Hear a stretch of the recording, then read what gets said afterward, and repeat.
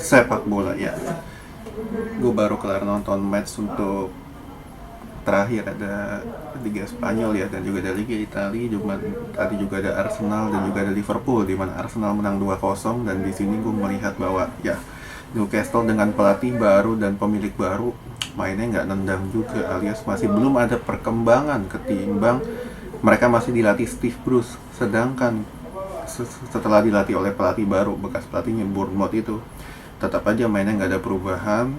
Dan beruntung mereka cuma kalah 2-0 kalau gue bilang ya. Oke. Lalu Liverpool ketemu Southampton, Liverpool menang 4-0. Gila, gue bilang Liverpool menang dominasi hampir 80-90 menit, dan seharusnya mereka bisa menang lebih dari 4-0, karena gue melihat ada beberapa peluang yang sebetulnya mereka bisa cetak gol lebih dari 4 gol harusnya. Kata Southampton ini dari segi permainan ya nggak bisa berkembang juga. Mereka bermain, kalau gue bilang Southampton ini bermainnya cukup naif ya, mereka bermain terbuka sehingga para pemain Liverpool ini gampang banget masuk ke lini pertahanan, terutama dari sisi sayap. Dua wingback Liverpool ini bisa masuk sehingga bisa para pemain Liverpool ya terutama lebih enak banget untuk bisa masuk ke dalam, sehingga mereka bisa cetak 4 gol, dan seharusnya mereka bisa menang lebih dari 5-6 gol harusnya.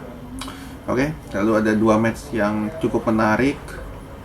Ntar sambil gue lihat informasinya. Ada Barcelona yang menang 3-1 lawan Villarreal berkat gol penghujung waktu dari si Coutinho dan juga si Depay atau De Jong lah, lupa.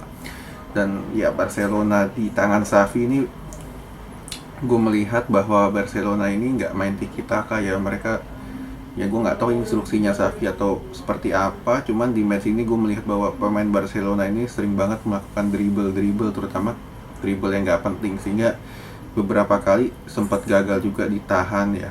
Jadi kalau gue bilang sebagai fans Barcelona ya, gue bilang sebagai para fans Barcelona ya terutama ini, lu jangan terlalu berharap banyak dengan permainan tiki taka ya, karena gue nggak melihat bahwa Xavi ingin menerapkan itu.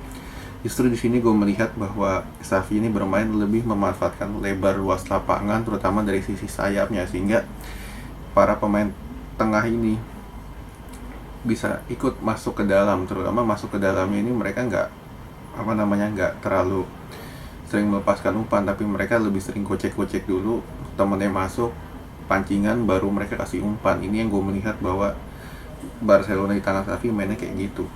Oke. Lalu Juventus lawan Atalanta, Juventus kalah 0-1. Kalau gue bilang Juventus ini ya alarm besar juga. Kenapa? Karena mereka sudah menelan 5 kekalahan hanya dari 14 pertandingan, dan gue melihat Atalanta justru yang lebih dominan. Dengan beberapa kali mereka cukup bisa olah bola, bangun serangan segala macam. Atalanta ini lebih rapi.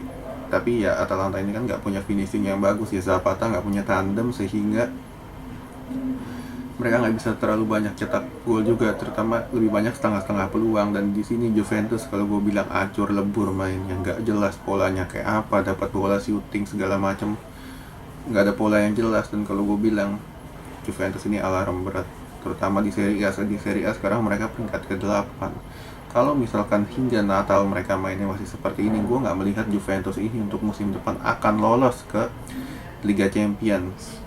Karena pertama skuadnya bapuk, dan ya kalian sekarang bisa lihat kan Allegri levelnya ya gitu-gitu aja, nggak ada poin lebihnya, nggak jauh beda lah sama Pirlo tahun lalu. Oke, sekian dulu.